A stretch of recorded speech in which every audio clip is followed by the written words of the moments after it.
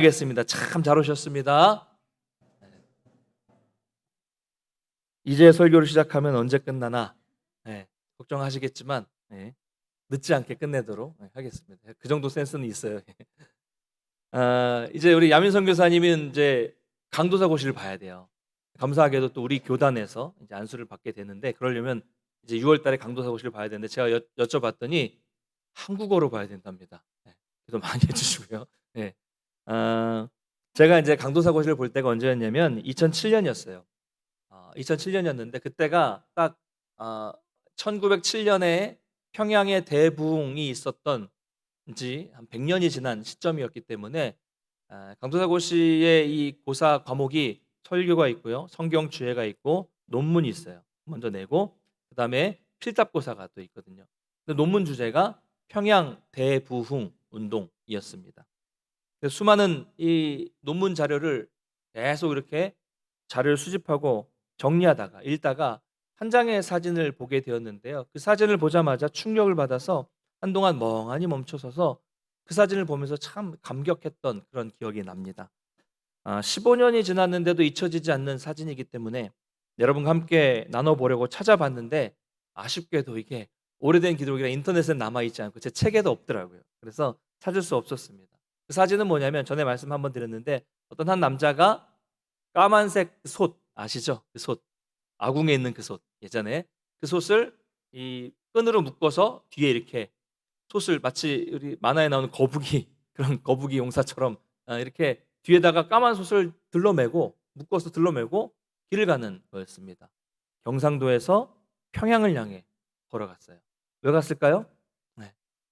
다른 볼일이 있어서 가는 게 아니라 말씀 집회에 참석하기 위해서 솥을 짊어지고 가는 겁니다.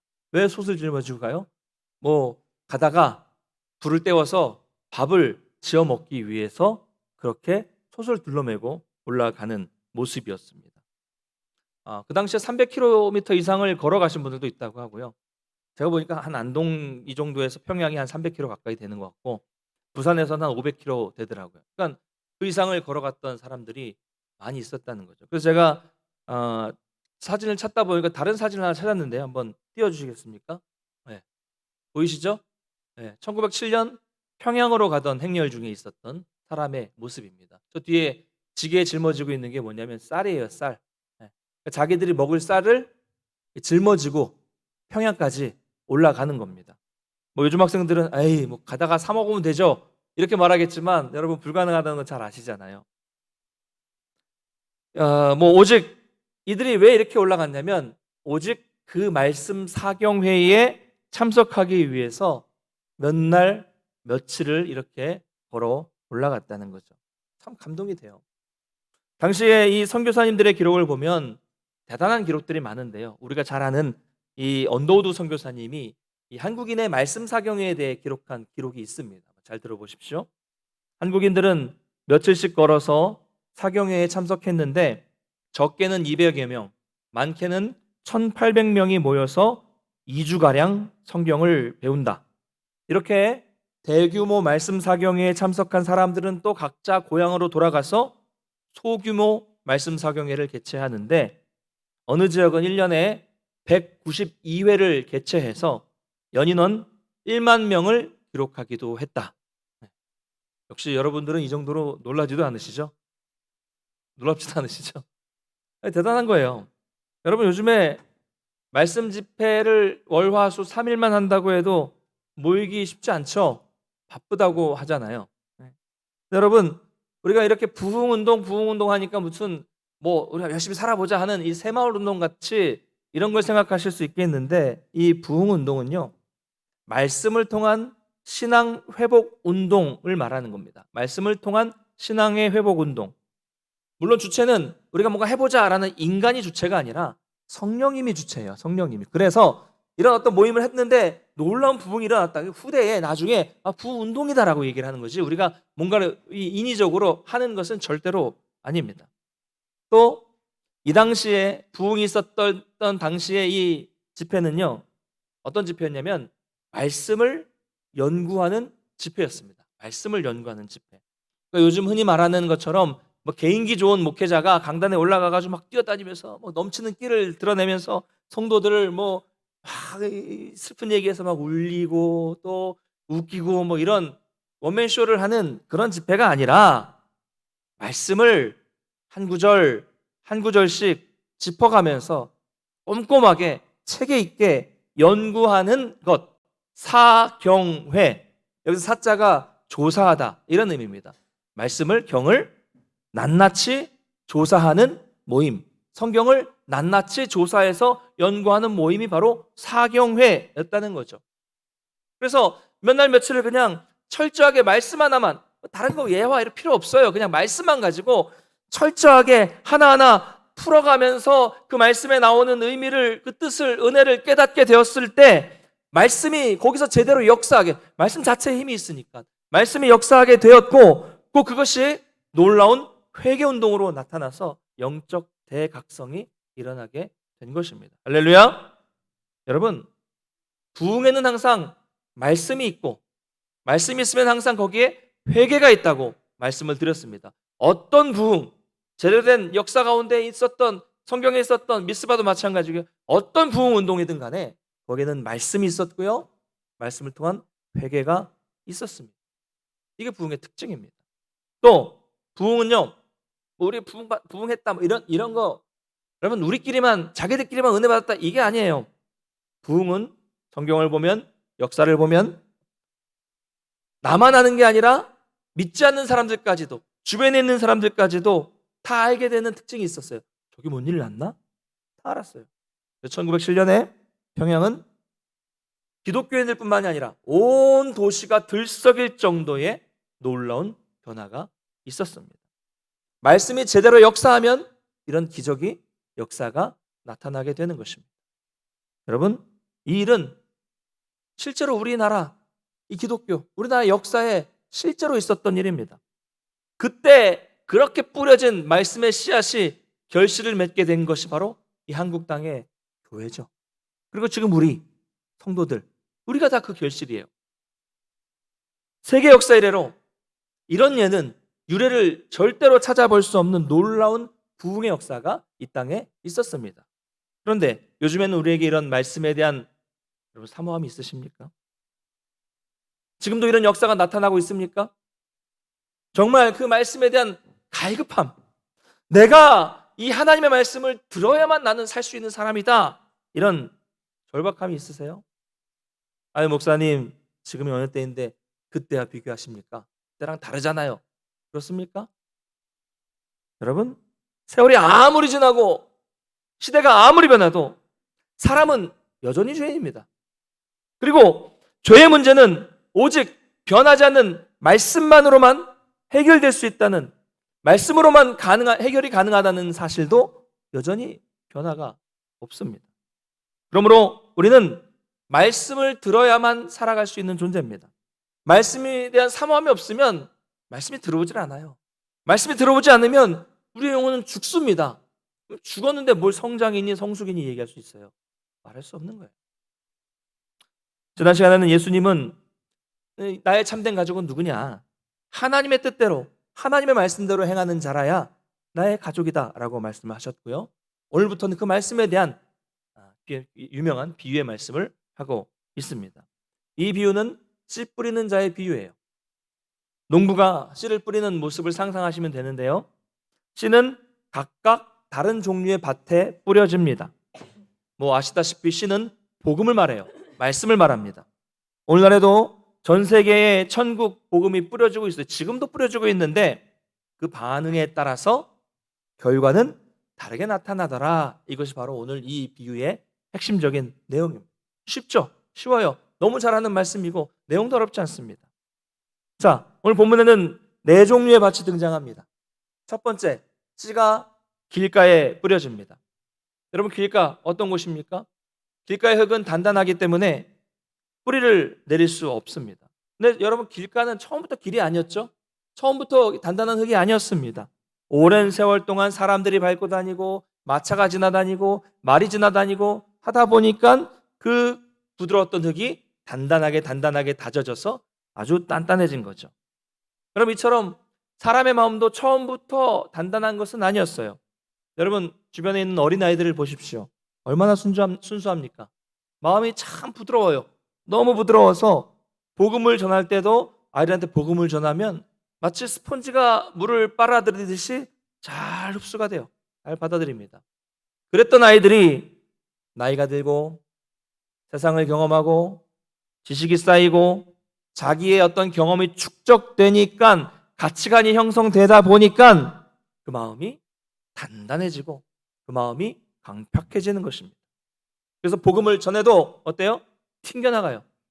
여러분 제가 어떤 사람과 대화를 해보고 지금 이 시간도 마찬가지고요. 신방 가서 설교를 해보고 청중이 얼마나 많든 간에 설교를 해보면 그 사람이 지금 말씀을 흡수하고 있는가 아니면 말씀을 튕겨내고 있는가가 대번에 알 수 있습니다. 금방 알 수 있어요. 마음이 단단하면 심기지 않고요. 열매를 얻을 수도 없습니다.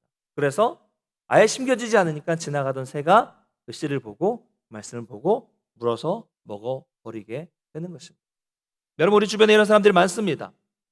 말씀이 수도 없이 선포되고 있는데 그 많은 말씀을 들어도 아무 감흥도 느끼지 못하고 금방 잊어버리는 사람들이죠. 사탄에게 이것은 말씀을 빼앗기는 것이라고 말씀하고 있습니다. 이런 사람은 교회에 수많은 이 성도들 틈에 다 들어가서 예배 잘 드리고 신앙생활을 잘하고 있는 것처럼 보이지만 실상은 그렇지 않습니다. 예배 시간에 와서 사람들과 인사를 하죠. 그리고 찬양을 하고 예배를 잘 드리고 찬송을 하고 기도하고 예배를 드리다가 설교만 시작되면 혼자 딴 세상에 딴 나라에 가 있는 사람입니다. 꿈나라에 가든지 아니면 상상의 나라에 가든지 간에 어쨌든 간에 몸은 이 자리에 있는데 마음은 다른 데 가 있는 그런 사람들이죠. 그러다가 설교가 딱 끝나고 다 같이 일어나서 찬양합시다 하면 그때 이제 다시 현실로 돌아오게 되는 겁니다. 여러분 이런 분 계시죠? 계실 겁니다. 이런 분들은 평소에 교회 자주 보여요.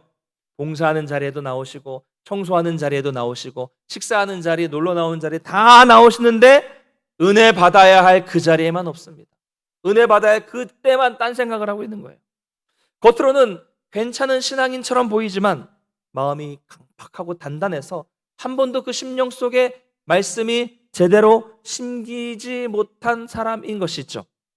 말씀이 제대로 심기지 못하니까 교회는 다녀도 그 말씀이 주는 그 놀라운 풍성함, 풍부함, 그리고 이 말씀을 들을 때마다 그 느껴지는 그 송이꿀보다 단 그 말씀의 느낌, 그 깊은 은혜를 경험하지 못하고 다니는 거예요.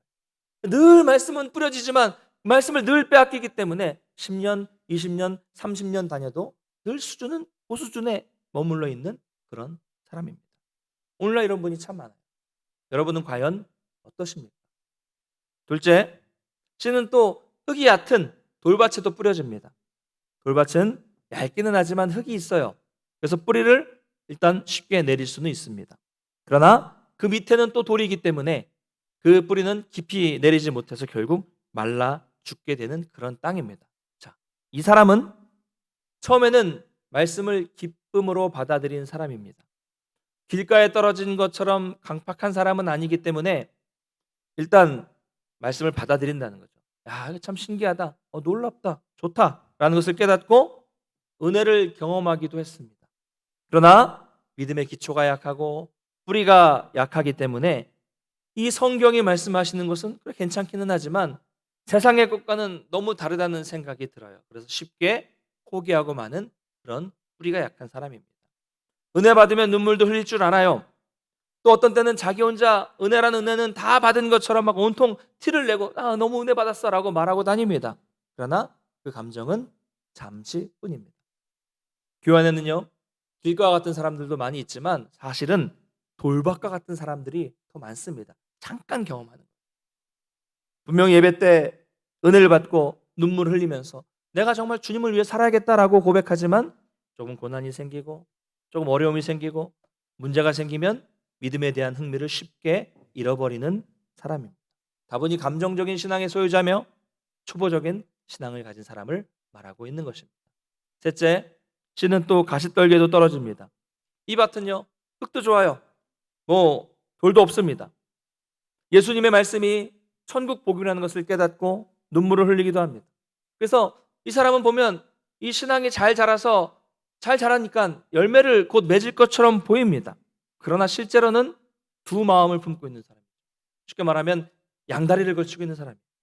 주일에는 신앙생활을 하지만 평일에는 세상에서의 세상적인 삶을 사는 사람입니다. 그러다 보니까 이 사람은 복음은 너무 잘 알고 있어요. 그러나 세상에서 살다 보니 세상의 유혹에 쉽게 굴복하게 되는 것입니다. 물질, 이 세상의 가치관이 이 사람에게는 더 깊이 뿌리 박혀서 내려 있기 때문에 더 이상 복음은 잘하지 않습니다. 가지는 무성한데 결국 재물의 유혹과 세상의 염려라는 이 방해물 때문에 양분을 빼앗겨서 결실을 맺지 못하게 되는 것입니다. 넷째, 씨는 좋은 땅에도 떨어집니다. 이 땅은 농사 짓도록 잘 농부가 갖고 놓은 땅이에요. 돌도 없습니다. 양분도 많습니다. 씨가 뿌려지자 곧바로 뿌리를 내리고 줄기가 나고 잘 자라서 놀라운 열매를 맺는 땅을 말합니다. 자, 이 좋은 땅, 좋은 마음의 밭을 가진 사람은 이미 준비된 마음으로 늘 말씀을 대하는 사람입니다. 이 사람은 뭐 특별한 행동을 하지는 않습니다. 그저 말씀을 들을 때마다 잘 듣고 말씀을 들을 때마다 정말 그러하구나 잘 믿을 뿐입니다. 그랬는데 잘 듣고 그냥 잘 믿었을 뿐인데 놀라운 열매가 나타나는 거죠. 여러분, 말씀이 역사하니까, 말씀이 내 심령 속에 잘 뿌리내리고 역사하니까 슬픔이 기쁨으로 바뀌는 겁니다. 말씀이 내 심령에서 역사하니까 그동안 나를 괴롭혔던 모든 일들이 사실은 별일이 아니구나라는 것을 깨닫게 되는 거예요. 말씀이 역사하게 되니까 너무나도 미워했던 미움이 가득한 이 마음이 사랑하게 바뀌게 되는 것이고요. 말씀이 역사하니까 예전에는 그냥 남 탓만 하고 교회 탓만 하면서 마음속에 불평과 불만이 가득 차 있었는데 그것이 다 내 잘못임을 깨닫게 되고 그래서 감격의 눈물이 터져나오고 감사가 넘치면서 말씀 속에서 천국을 맛보게 되는 것입니다. 할렐루야. 여러분, 이 변화는 오직 말씀만으로 가능해요. 말씀이 심겨져야 됩니다. 이 쪼잔한 내 성품이 변화되고 이 부족한 내 인격이 더 성숙해지고 더할 수 없는 어떤 그 세상이 줄 수 없는 풍성함이 넘쳐나면서 결국 이 사람은 나만 행복하고 나만 은혜가 넘쳐나는 것이 아니라 주변에게까지도 선한 영향력을 미칠 수 있게 되는 것입니다. 사랑하는 성도 여러분, 오늘 말씀은 2022년을 살아가는 우리들에게도 여전히 중요한 말씀입니다. 자, 오늘 이 말씀의 핵심은 뭐예요? 쉬운데 핵심은 뭡니까? 씨가 다릅니까? 씨가 달라요? 뿌리는 씨가? 아니요, 씨에 대해서는 아무 말이 없어요. 씨는 똑같습니다. 똑같이 뿌려졌습니다. 똑같은 씨가 똑같이 뿌려졌습니다. 즉, 선포되는 말씀은 똑같다는 거예요. 그렇다면 똑같은 씨가 뿌려진 이후에 차이가 생기는 이유는 무엇입니까? 명확하잖아요. 밭이 다르기 때문입니다. 자, 예수님의 시대를 생각해 볼까요?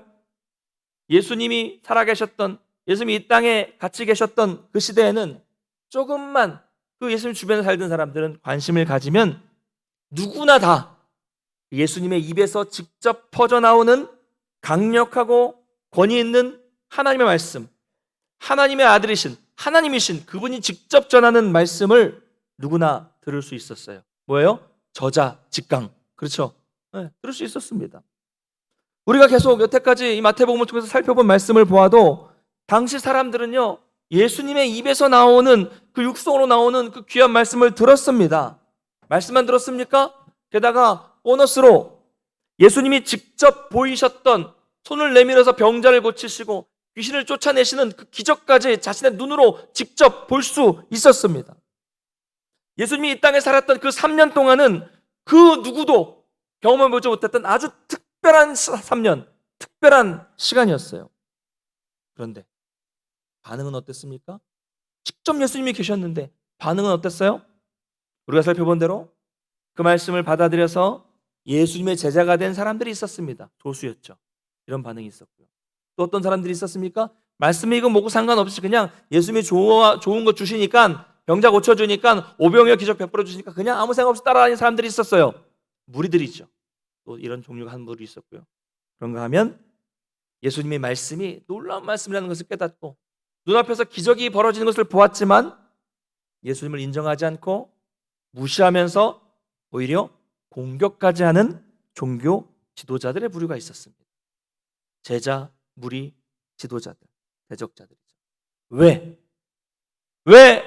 하나님의 아들이신 예수님이 전하시는 똑같은 말씀인데 왜 이렇게 반응이 제각각 달랐을까요? 똑같은 말씀을 똑같은 자리에서 똑같은 예수님께 들었는데 반응이 달랐던 이유는 결국 그들의 마음이 달랐다는 거예요. 다른 건 설명할 수 없습니다. 만약 지금 이 자리에 계신 여러분 중에서도 지금 전해지는 이 똑같은 말씀을 들으면서도 여러분이 각각 다른 반응을 보이신다면 그것은 말씀이 문제가 아니라 여러분의 마음의 밭이 문제라는 것입니다. 여러분, 이거 얼마나 심각한 말씀입니까? 지금 이 시간 우리는 이 동문교회라는 같은 자리에서 같은 시간에 똑같은 말씀을 듣고 있습니다. 그런데요, 어떤 사람은 지금도 여전히 다른 세계에 가 계시고, 어떤 분은 계속 졸고 계시고, 또 어떤 분은 지루해하면서 그 말씀을 계속 튕겨내고 있습니다.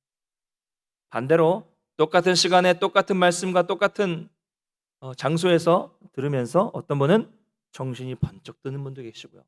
어떤 분은 말씀의 은혜에 빠져드는 분도 계시고요. 또 어떤 분은 평생 잊혀지지 않는 말씀으로 받아들이고 계시는 분도 있습니다. 왜 이런 차이가 납니까? 받아들이는 밭, 우리의 마음의 차이라는 거죠. 여러분, 이 말씀은요, 우리가 말씀을 읽을 때나 말씀을 들을 때나 결정적인 순간에는 내가 해야 할 일이 있다는 것을 말씀해주고 있습니다. 그냥 가만히 말씀을 들으면 안 된다는 얘기예요. 말씀을 들을 때 나도 분명히 해야 될 것이 있다는 거죠. 여러분, 예배를 나오실 때마다 말씀을 들으실 때마다 우리의 마음에 어떤 확고한 준비와 확고한 결심이 필요하다는 거예요. 여러분, 제 아이가 밥을 안 먹으면 억지로 가서 막 떠먹여 주긴 하는데요, 하나님은요 절대로 우리에게 억지로 말씀을 떠먹여 주시지 않으십니다. 마음을 준비하고 간절히 말씀을 사모하는 사람에게만 말씀이 심겨지게 하시고 결실을 주시는 겁니다.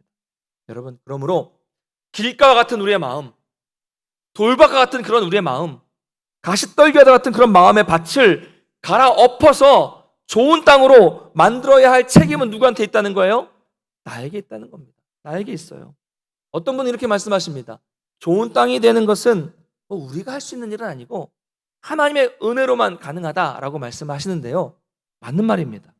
그러나 우리가 하나님의 은혜로만 가능하다고 해서 나는 아무것도 안 하면서 하나님께서 은혜를 베풀어 주시기만을 구해서는 아무것도 될 일이 없잖아요. 여러분, 우리의 구원은 우리 측에서 할 게 없습니다. 구원은. 그러나 말씀을 듣는 것, 깨닫기 위해서는 우리 편에서도 분명히 해야 될 것이 있다는 거예요. 하나님의 은혜를 간절히 구해야죠. 당연하죠. 은혜 주셔야 돼. 마음이 열리는 겁니다. 그러면서도 나도 준비해야 돼요. 마음을 놓지 말고 철저하게 사모하면서 준비해야 됩니다. 예배 시간에 계속 졸려요? 전날 일찍 주무셔야 돼요. 네. 예배 시간에 자꾸 딴 생각이 들어요? 좀 일찍 나오셔서 찬양하고 기도하면서 말씀에 마음의 번잡한 것들을 없애버려야 됩니다. 이런 준비들을 좋은 땅으로 갈아엎어야 될 준비가 우리에게 필요하다는 거죠. 의지적으로 자꾸 깨어서 들을 수 있도록 노력하는 모습도 필요하다는 거예요. 왜요? 예배는 치열한 영적 전쟁이 벌어지는 순간이기 때문입니다. 지금도요, 지금 이 시간에도, 이 자리에도 사탄은 여러분들이 마음을 닫아서 말씀을 듣지 못하도록 지금도 방해하고 있습니다. 자꾸 내 마음이 빼앗기도록 건수를 계속 제공하고 있어요. 생각거리를 자꾸 제공하고 있는 거예요. 다른 생각하게 만들고 졸게 만들고 또 자꾸 머릿속을 비판하게 만드는 겁니다. 그래도 나는 예배 드렸으니까 괜찮은 거야, 이런 거짓된 안도감까지 사탄이 주고 있는 거예요. 여러분, 이게 중요합니다. 말씀 맺겠습니다. 주 안에서 사랑하는 성도 여러분, 바라기는 여러분의 마음이 좋은 땅이 되셔서 정말 100배까지의 놀라운 결실을 맺게 되시기를 간절히 축원합니다. 여러분, 우리가 좋은 땅이 되어서 좋은 결실을 맺게 되면요, 여러분 한번 경험하셔야 됩니다.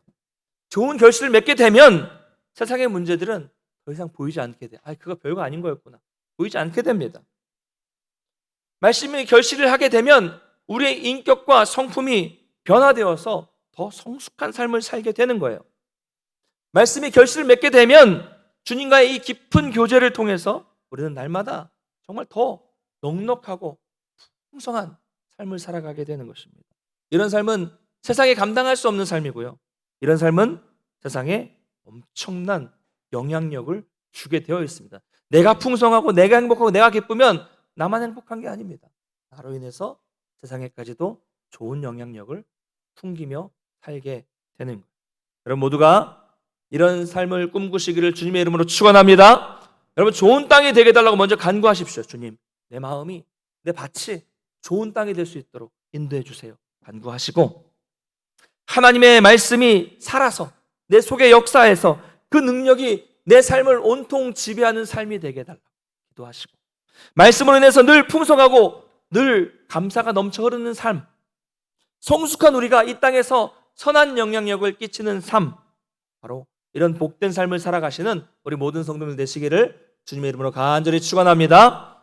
다 같이 자리에서 일어나셔서 우리 찬양하고 기도하겠습니다.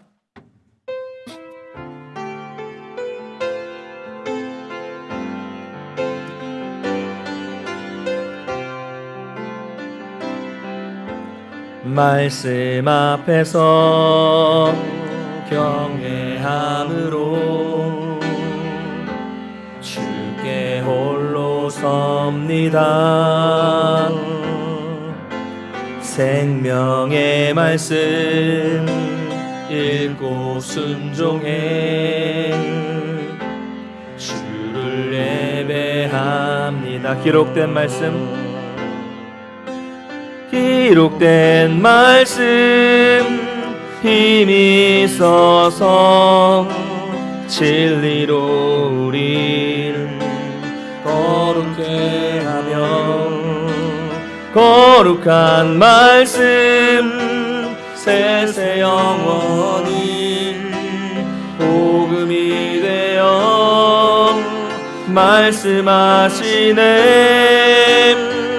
하나님 말씀에 두려워 떠는 자, 그 말씀에 생명을 거는 자, 한 사람 찾으시는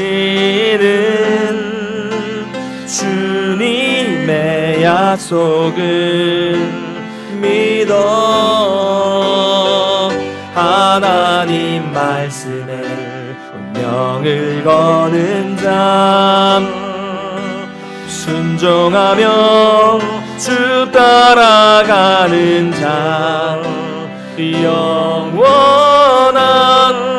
하나님 나라 이뤄갈 주의 교회여, 하나님 말씀에 두려워 떠는 자, 그 말씀에 생명을 거는 자, 한 사람 찾으시는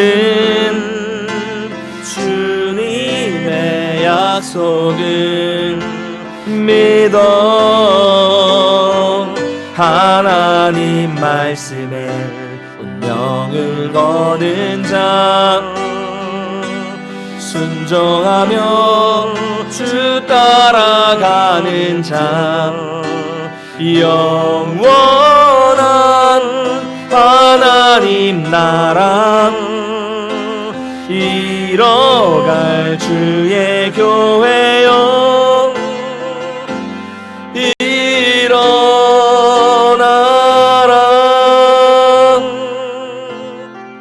사랑하는 성도 여러분, 우리가 말씀을 기억하면서 함께 기도하길 원합니다.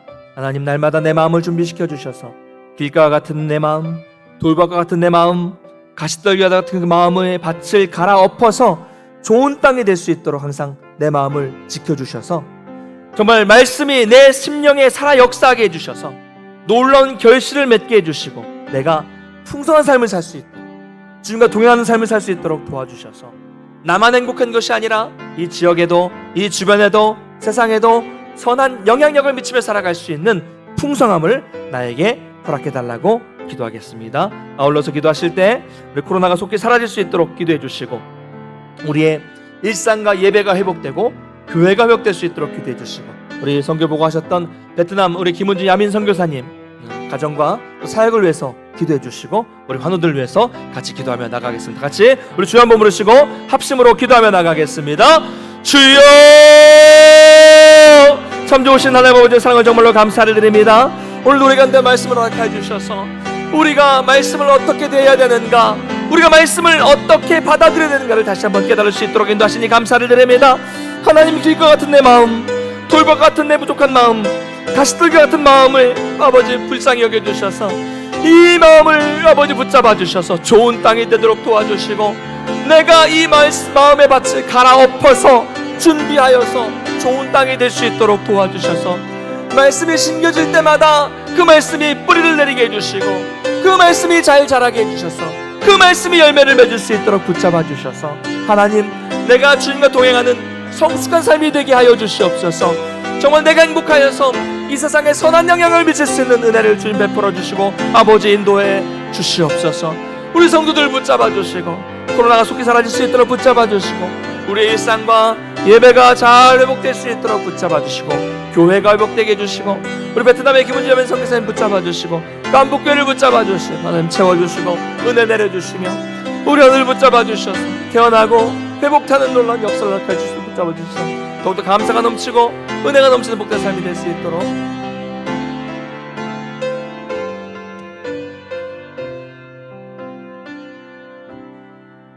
참 좋으신 하나님 아버지, 은혜를 감사드립니다. 오늘 우리를 불러주시고 말씀 허락해 주시니 정말 감사합니다.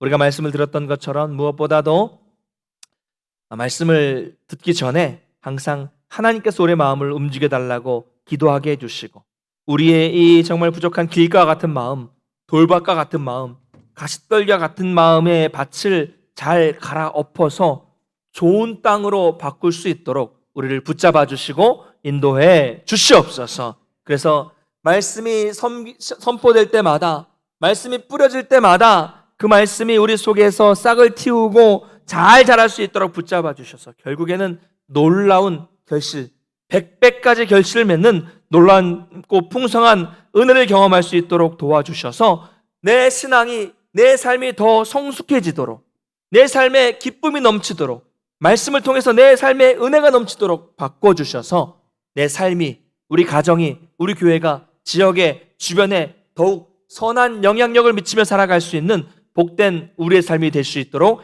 하나님 도와주시옵소서. 코로나가 속히 사라지게 해주시고 우리의 일상과 예배가 또 교회가 온전히 회복될 수 있도록 주님 불쌍히 여겨 주시옵소서. 특별히 베트남의 김은주 야민 선교사님 기억하여 주시고 가정, 자녀들에게도 큰 은혜 베풀어 주시며 우리 전사님의 또 이제 강도사 고시와 목사 안수까지 하나님께서 책임져 주셔서 귀한 이 베트남의 일꾼을 정말 우리가 주님과 함께 이 동역하면서 양성하는 교회가 될 수 있도록 붙잡아 주시되 특별히 깜북교회를 기억하여 주셔서 부족한 것들이 채워지고 그 교회를 통해서 그 지역과 그 주변에 귀한 영향력을 미치면서 많은 영혼들이 살아날 수 있는 그런 귀한 교회가 될 수 있도록 도와주시옵소서. 우리 환우들 기억하여 주시고 하나님 속히 회복하여 주시옵소서. 우리 태어나에서 나온 우리 권옥호 권사님, 우리 현수형제 기억하여 주셔서 속히 재활하고 회복할 수 있도록 붙잡아 주시고 우리 신영종 장로님 속히 회복할 수 있도록 도와주시고 우리 오지환 장로님 속히 회복할 수 있도록 붙잡아 주시고 그 많은 환우들을 위해서 우리가 날마다 기도할 때 정말 기적이 일어나서 회복되어 더욱더 감사와 찬양과 영광 올려드릴 수 있는 우리 모두가 될 수 있도록 주님 붙잡아 주시고 주님 함께해 주시옵소서. 한 주간도 주님께서 함께 하시고 동행하실 줄을 믿사오며 사랑이 많으신 예수님 이름으로 간절히 축복하며 기도드리옵나이다. 아멘. 이제는 우리 주 예수 그리스도의 은혜와 하나님 아버지의 그 큰 사랑하심과 성령님의 교통케 하시는 역사가 우리의 마음을 갈아엎어서 좋은 땅이 되게 만들어 날마다 말씀이 선포될 때마다 그 말씀이 뿌리내리고 귀한 결실을 맺으며 살기를 결단하는 모든 성도들 머리 위에, 가정과 일터와 자녀 위에, 주의 몸된 교회 위에 이제로부터 영원토록 함께 있을지어다. 아멘.